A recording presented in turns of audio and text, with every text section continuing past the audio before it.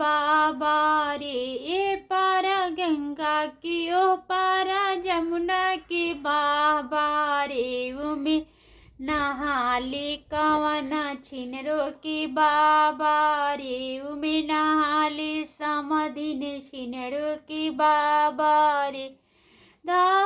उहाँ घोरो न आवे की बाबा रे, उहाँ बोको न आवे की बाबा रे, उहाँ गदहो न आवे की बाबा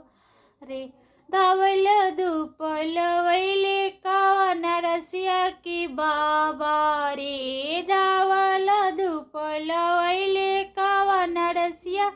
की बाबा रे, की ओम डुबकी लगावस की बाबा रे, उमे डुबकी लगावस की बाबा रे, का तू समधि रसिया डुबकी लगैला की बाबा रे, का तू समधि रसिया डुबकी लगैला की बाबा रे, तहर पाकल दाढ़ी की बाबा रे, तहर पागल दाढ़ी की बाबा रे, का तो समधिनिया छिनरो नहालो अकेला की बाबा रे, का तो समधिनिया छिनरो नहालो अकेला की बाबा रे, भैलू पुराने की बाबा रे, भैलू पुराने की बाबा रे, ए पारा गंगा की ओ पारा जमुना की बाबा रे, ए पारा गंगा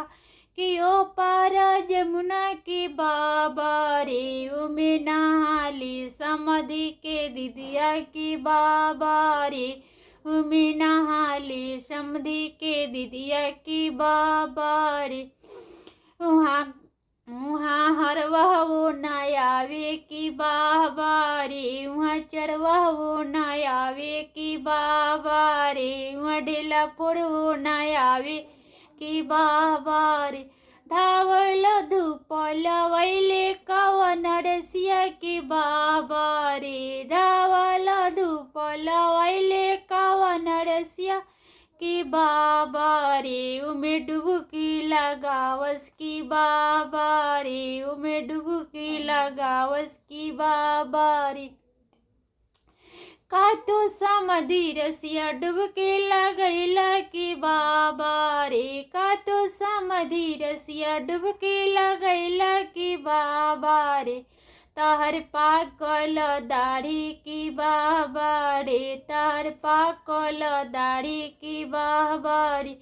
का तो समधि के दिदिया अकेले नहाइलू की बाबा रे, का तो समधि के दिदिया अकेले नहाइलू की बाबा रे, तू भैलू पुराने की बाबा रे, तू त भैलू पुराने की बाबा रे।